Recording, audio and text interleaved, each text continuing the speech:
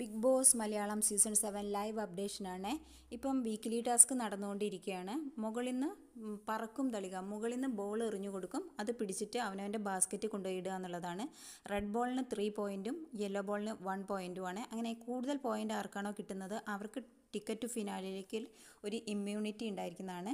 ആര്യന് red ball 10ഉം yellow ball 6ഉം അക്ബർ, അങ്ങനെ ടോട്ടൽ പോയിൻറ്റ് 36. അക്ബറിന് 8 ബോളാണ് കിട്ടിയത്, 32 പോയിൻറ്റ്. അനീഷിന് 6 റെഡും യെല്ലോ 15, 29 പോയിൻറ്റ് ഇങ്ങനെ കിട്ടിയിരിക്കുന്നു. ഇപ്പം ആര്യൻ, അക്ബർ, അനീഷ് ഇവരാണ് 3 പേരാണ് മുമ്പിൽ.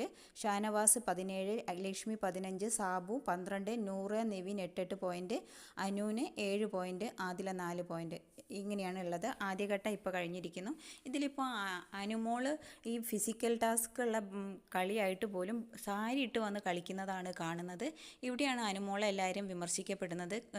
ബിഗ് ബോസിനുള്ളിലായാലും പുറത്തായാലും അനുമോൾ ടാസ്കുകളിലൊന്നും സീരിയസ് ആയിട്ട് എടുക്കുന്നില്ല എന്നുള്ളത്. അത് PR-ൻ്റെ വർക്ക് ഉള്ളതുകൊണ്ടാണെന്ന് ബിഗ് ബോസിൻ്റെ ഉള്ളിലുള്ളവർ തന്നെ പറഞ്ഞിട്ടുണ്ടായിരുന്നത്.